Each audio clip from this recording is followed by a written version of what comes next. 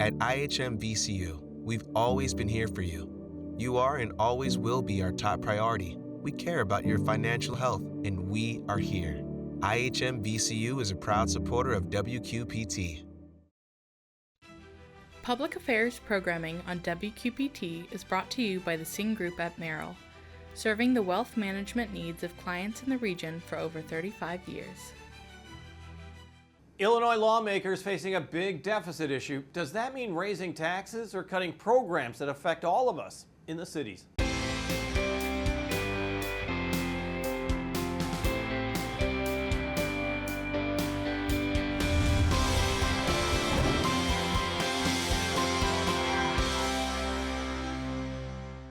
Once again, Illinois must get its fiscal house in order. It's projected the state is facing a budget deficit of more than $3 billion for the next fiscal year.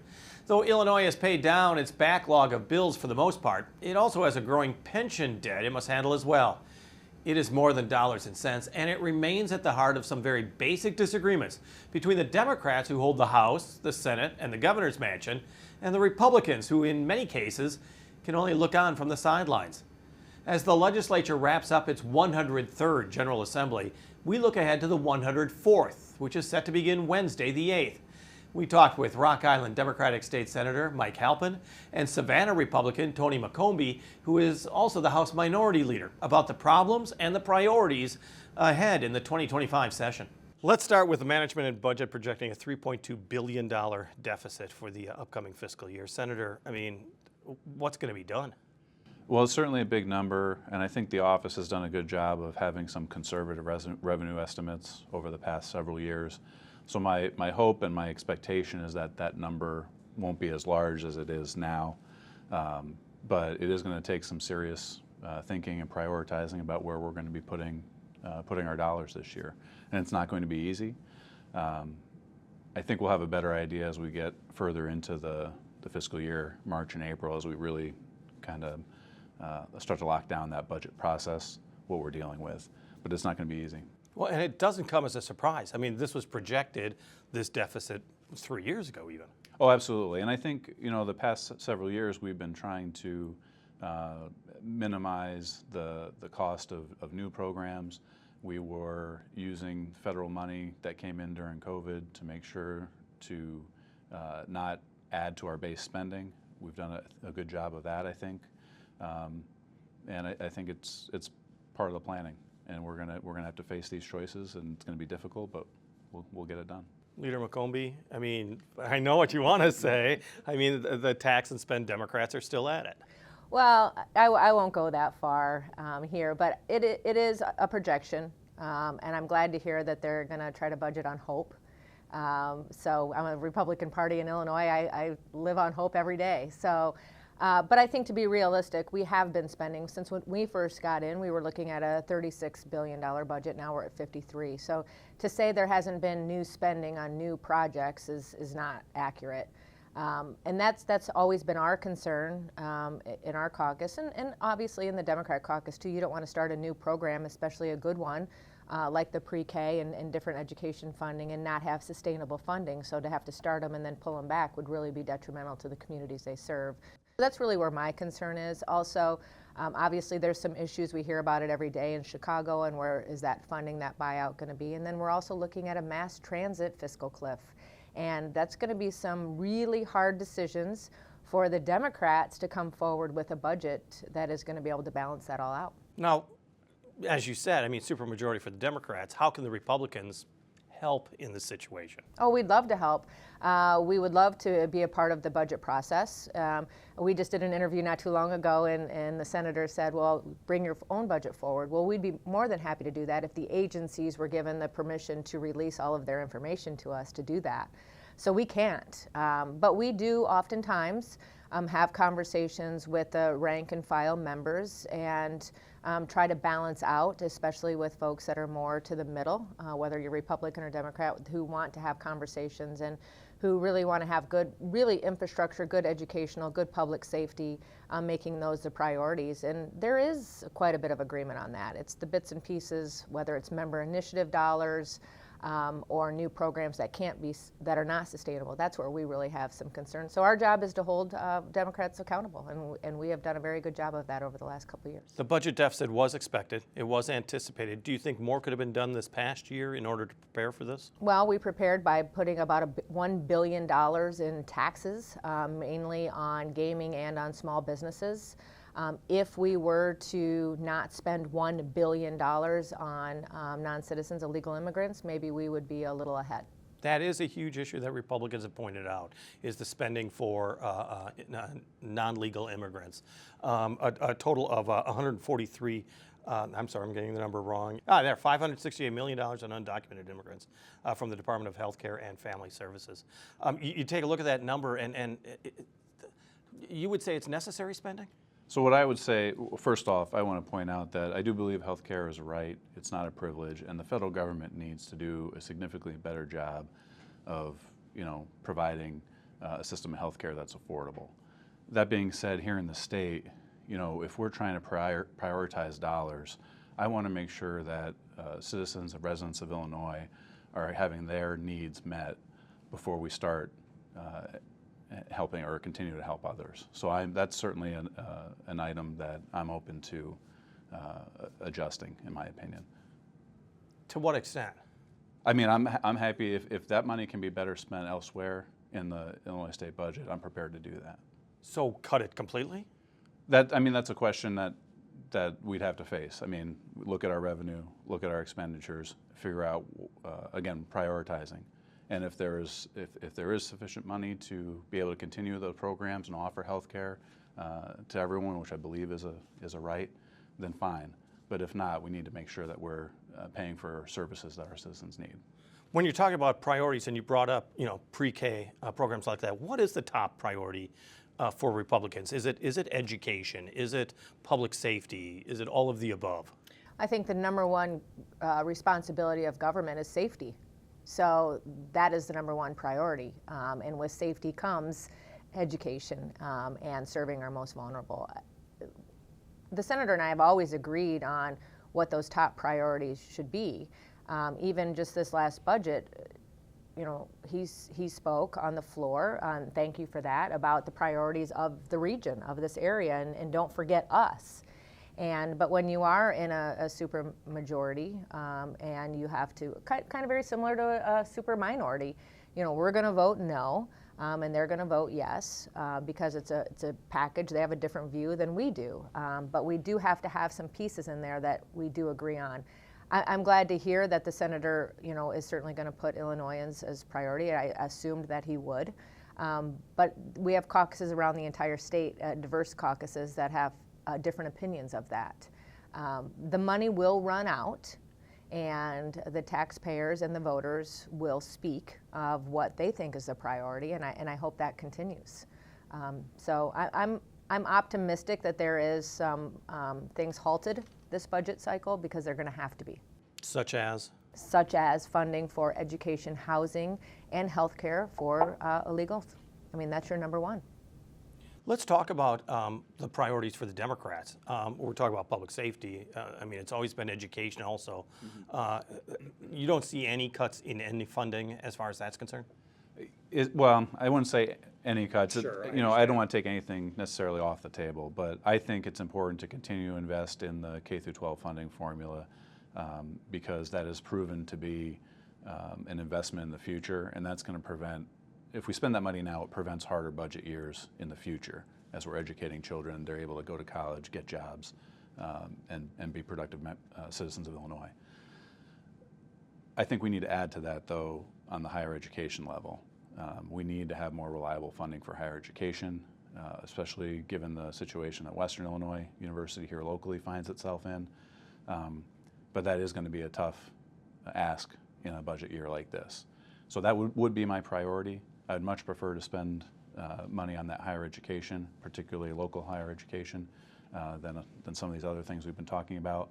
But that's going to be a discussion for the caucus and for the Senate and the House to decide. There has been a lot of discussion about evidence-based education programs in Illinois. The system, how you measure the success of a school can be interpreted in so many different ways. Are you happy with the way the system's going right now? On the K through 12 level? Yes. Yeah. I'm sorry. Yes. I think generally yes. The schools that I've talked to are in a much freer situation than they were when we both started. They're not as concerned about the financial impact, and there is a freedom there to be able to spend the money on particular programs that is more tailored to that school or that community. And I think it has been successful. I think most districts have been putting the money in the right place. There are some exceptions, I think, in the northeast part of the state perhaps. But for the most part, that funding formula, especially in rural and downstate districts, has been extremely helpful. Education funding, as the senator was pointing out, major concern when you guys both took office. Yeah, I think the idea of the evidence-based funding model was right. The changes that benefited Chicago right before that vote was certainly confusing for me as a freshman at that time, but I think that was a detriment. Also, we already know that it's going to be expanded. It was supposed to be a 10-year catch-up, and now we're looking at a 17-year catch-up. And that could be the cost of inflation, mandates and regulations increases, but also, no offense to Western Illinois, that's where I graduated from, and I love that, and I think there is some things that we need to do with higher education, but doing an evidence-based funding with higher education, especially some of the questions on race, is concerning to me and our caucus, but also just throwing more money on, whether it's education, whether it's public safety, whatever the topic is, without any structural reforms, is showing that it's not as effective as the initial desire is. And I think that's what you're seeing with the evidence-based funding model. We're already talking 17 years, so what does that mean? And to continue, and I'm thankful that the administration has continued to meet the promise of the additional $300 million, $300 every year, $350 every year, but it's just throwing money at something without reforming it is an issue. Is it tough, though, to create a statewide standard for each school district? Oh, for sure. I mean, what is the right answer, right? One of the concerns, and you hear with President-elect Trump, whether or not to get rid of the education on the federal side. So that funding, I think the governor said, was roughly $3 billion for basically the disability side of our system. Well, if that money were to come to Illinois directly, which was what the president-elect said, so if that comes to us, my concern is that it still would go into the buckets it's supposed to. I would be very upset if that money went into Chicago to bail them out, because that's going to cause a real problem for our area. Do you see that as an impact when the new administration comes in, is how the federal government basically funds some state government operations? Yeah, I'm certainly concerned about that. We do have a lot of pass-through programs, and if for whatever reason the federal government either doesn't get a budget or adopts a budget that reformulates where some of that money goes, we don't necessarily have the bandwidth to backfill on the state level or have state revenues to be able to continue those programs. So I'm certainly concerned. It's something we want to keep an eye on if that starts to happen. We are talking about a lot of changes in perhaps federal programs and how it relates to the states. One of the areas that has been talked about is mass deportations, of course, where Chicago is thought to be a target, but you don't know to what effect that could have in Western Illinois.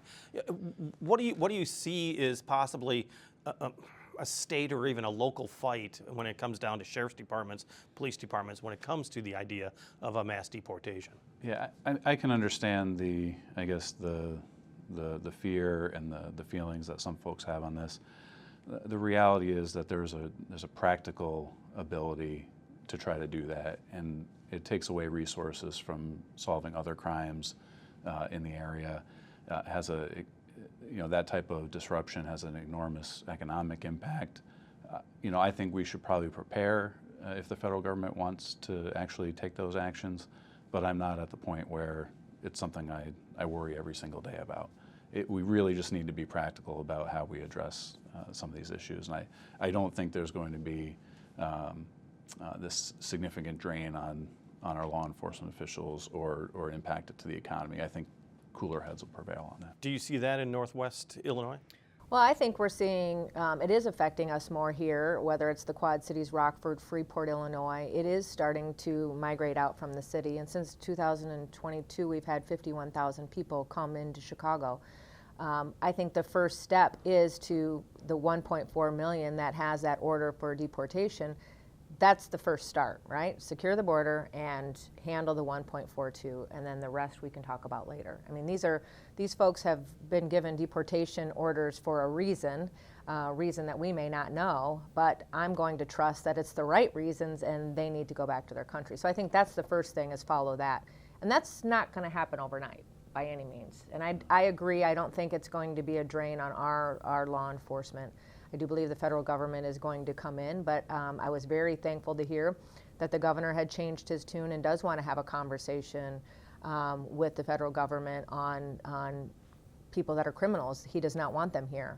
So I was very glad to hear that. Because, and correct me if I'm wrong, the Trust Act was signed in 2017. It prohibits state officers from cooperating with ICE. I mean, so you could see a clash that could occur. Yeah, I think what that act does, it doesn't prevent anyone from cooperating when ICE has like a warrant, has the ability, that is doing an investigation. It's a restriction more on a voluntary policy for a local department to immediately turn over information about anyone that they pull in to ICE. So I don't think it's as severe a restriction as others have claimed. But again, I really don't see this being an immediate problem. I do believe that the state and the federal government are going to be in communication, and my preference is to trust that they're going to try to figure that out, and then if they can't, then we can deal with the problem. One area that you want attention toward is prison security and improving the security, particularly for those who work there. What do you expect to see in 2025? Well, I think we're going to see a lot of public pushback. Certainly, I believe the unions are pushing back as well. You hear from advocates for inmates that this is a right for them to have their personal mail without having any review of it. But this isn't about a right. This is about safety for the inmates, safety for the correctional officers. And this is not only a state issue, but it's also a federal issue. I have a federal penitentiary in Thompson, and it's an issue there as well. So I think you're going to see more pushback. You're already seeing that. Democrats agree. That have, especially that know and that have corrections, they want the same things. They want the inmates and the staff to be safe. It's just whether or not the state of Illinois pushes up there. They've started in a couple. I think Pinckneyville is one of them. They need to accelerate that pretty quickly. We don't like to necessarily do things by legislation, or we'd rather do it by rule, or but in this case, when you file this, it's kind of a signal to the public that, okay, this is a real issue and we need to push this a little bit further. So I think there will certainly be more of a push for that through the department. It's certainly my hope. Well, you of course have the same correctional facilities in your district as well. Yeah, we want to make sure that worker safety is always at the top of my priority list, and we want to make sure the folks that are working there are safe, and we want to make sure that the other inmates are also, protected. But what I think we do need, when it comes to these possible drug exposures through the mail, which is what we're talking about, we need to get a more reliable test, first of all. We need to know exactly what it is and where it's coming from, and to be able to address it. Because if we don't have that data and that information, we end up risking being overly harsh and overreacting, and we don't want that either. We want to be able to protect everyone's freedoms at the same time that we're protecting workers. January 1st across the state, minimum wage went up to $15. That was something that you fought for. And you know that there was the crosswinds from the business community saying it's going to drive up prices. Are you saying that this is a victory for the workers and that it hasn't? I think minimum wage workers consistently deserve a raise, and we've provided that in Illinois over the past several years. In addition, we've seen other states that are not typically liberal bastions, like I think Missouri and Nebraska both raised their minimum wages as well. Iowa is now an island at $7.25, surrounded by states that have, I think, at least a $12 minimum wage. So I think it was the right move to make. And at the end of the day, we, in the past couple of years, when we talk about raising prices, the inflation that we've experienced has had nothing to do with an increase in wages, because it's affected every state. And it's one of the reasons why we have a new incoming federal administration. So I think it was a victory for the workers, and I'm excited that we're hitting that $15 in January. You did see opposition. Yeah, absolutely. This is just a cost, and I'm not saying whether or not the workers deserve it or don't deserve it. That's not the point. I don't think $15 an hour is a living wage per se. You certainly can't raise your family on it. I think the market needs to determine that. It'd be interesting with an Iowa study how many people are actually really making $7.25. But I would add that if they're not making $7.25, it's because we have a higher wage and businesses have to compete with us, which I think is completely fair. well, maybe so. But I love this. God, I miss this guy. It's been a while. But for us, it's just the cost just gets passed on, whether it's to the goods, the services, the taxes of the increase of the workers' comp, the increase of the overall insurance for the liability. It just gets passed on to the consumer, which really hurts our senior citizens the most, who didn't get a raise. Well, and it leads me also to the Dignity and Pay Act, which was to raise the minimum wage for many disabled workers. And a lot of social service organizations are worried that this could make them unable to hire the disabled.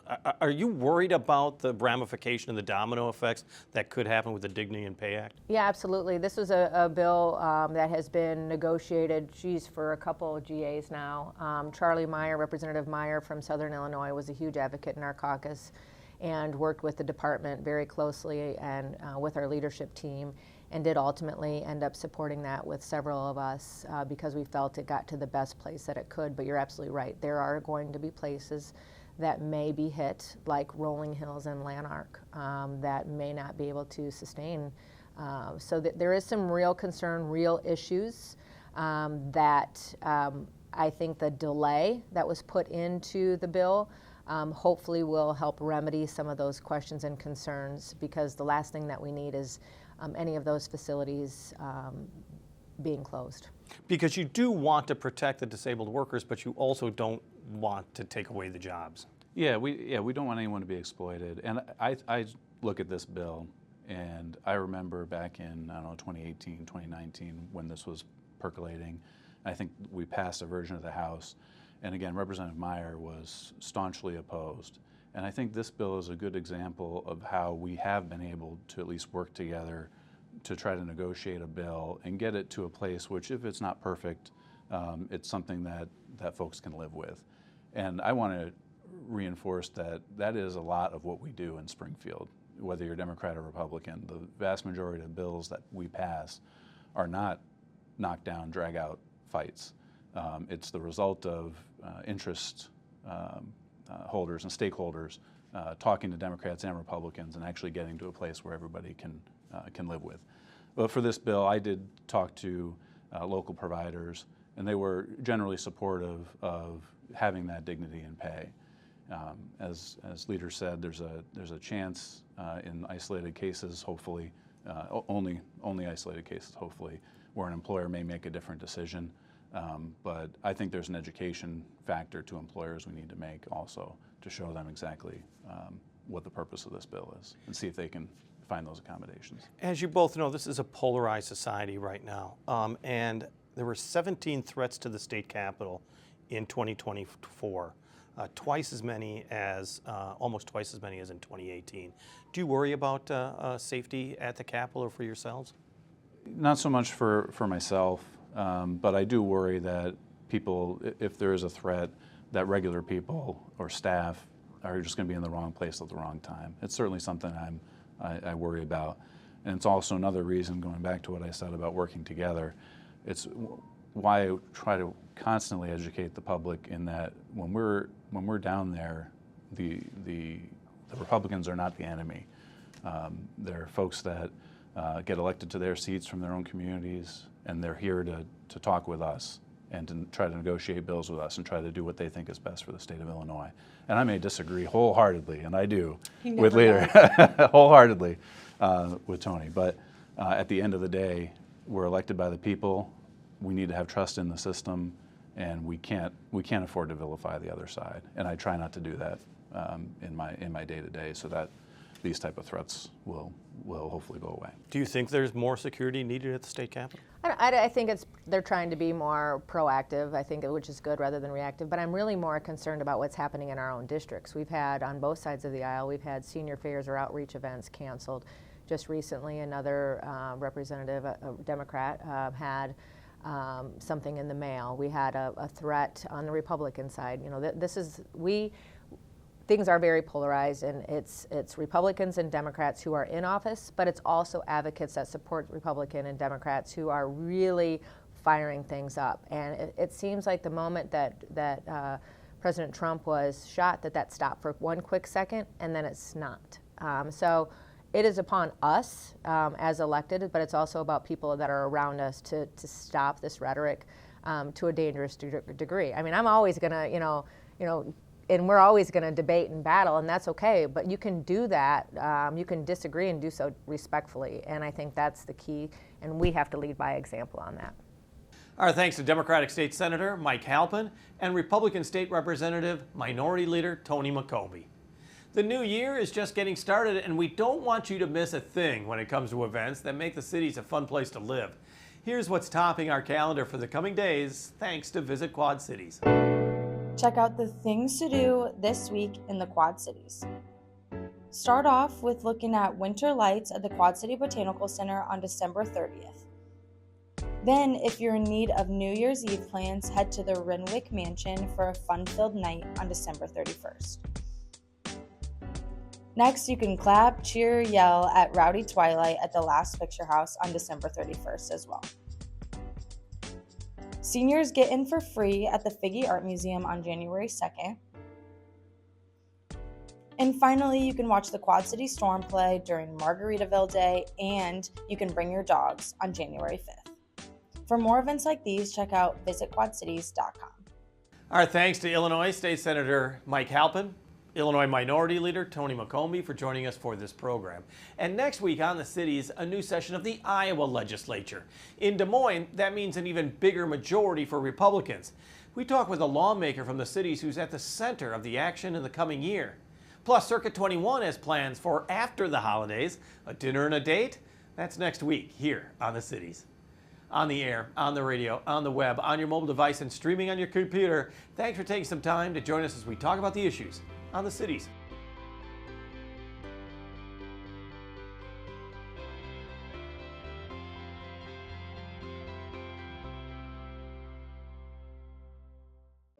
At IHM VCU, we've always been here for you. You are and always will be our top priority. We care about your financial health, and we are here. IHM VCU is a proud supporter of WQPT. Public Affairs programming on WQPT is brought to you by the Sing Group at Merrill, serving the wealth management needs of clients in the region for over 35 years.